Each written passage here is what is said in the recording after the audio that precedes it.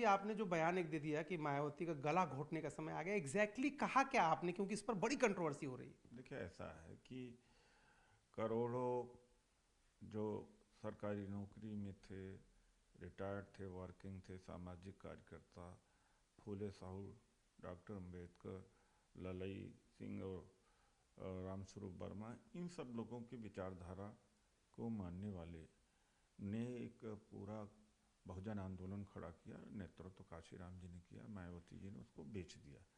न कार्यकर्ताओं से मिलना, उनके साथ क्रूरता का व्यवहार करना, उनकी पिटाई हो तो भी नहीं, वो दूर रखना। तो अब क्या है कि बहुजन पार्टी पूरी सामाजिक आंदोलन पर खड़ी हुई पार्टी है। अब उसका दो हिस्सा में देखता है, सामाजिक आंदोलन मरा, दूसरा राजनीतिक वाला। राजनीतिक का तो बीजेपी करण मायावती इंजन किया, सामाजिक वाला बचा देना। अब करोड़ों कार्यकर्ताओं को चाहिए कि इनको मायावती जी को घर बैठा देना चाहिए। दलित, ओबीसी, माइनॉरिटी, आदिवासी की तरफ से परसों सम्मेलन सहकारिता भवन लखनऊ में था, कल प्रेस वार्ता था जिसमें जस्टिस सभाजीत यादव जी भी थे। तो उसमें ये बात आ गई। हमने कहा कि बहुजन आंदोलन का इन्होंने गला घोटा है, अब इन्हें इनका गला घोटना है, यानी इनको घर बैठाने का मतलब होता है।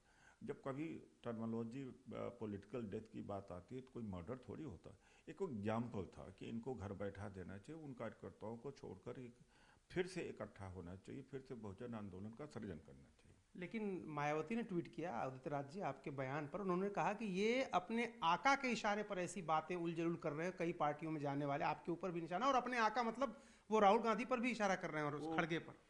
वो देखिए, समाजवादी पार्टी से उन्होंने समझौता किया, बीजेपी से उन्होंने किया। वो किसके पास समझौता नहीं किया उन्होंने? कांग्रेस से भी समझौता किया। जो अवसरवादी हो वो हमें क्या कहेगा? एक बात। दूसरी बात है कि कांग्रेस का कोई कार्यक्रम नहीं था ये दलित, ओबीसी, माइनॉरिटी, आदिवासी, ये मेरा और उनके बीच का मामला है। इसमें बीजेपी कहाँ से कूद पड़ी? बीजेपी का क्या लेना देना है? दलित आंदोलन में हम भी हैं, हम भी इनके आंदोलन में खड़ा करने का हमारे फॉलोअर भी रहे। तो भारतीय जनता पार्टी का कूद पड़ना मायावती जी के पक्ष में क्या कहता है, मुझे तो आश्चर्य हो रहा है। तो इस जो मैंने आरोप लगाया वो सही है कि इसका बीजेपीकरण होना चाहिए। आज आज सिद्ध हो गया कि बीजेपीकरण भारतीय बीएसपी का हो चुका है। अब बीएसपी में मर्ज कर दें या राष्ट्रपति का पद दे दें इनको। तो मायावती राष्ट्रपति पद लेकर के पूरा जो अभी लुका छुपी हो रहा है सीधे ही वो पूरा बीजेपी में मर्ज करा लें। मेरा आखिरी सवाल आपसे है कि आकाश आनंद जो उनके भतीजे हैं, उन्होंने 24 घंटे का अल्टीमेटम दे दिया है आपके ऊपर एक्शन के लिए।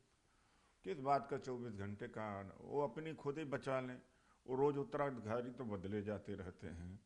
तो वो अपना, वो बेचारे को जब चुनाव के दौरान था वो वहीं से हटा दिया, तो उनका खुद ही ठिकाना नहीं है।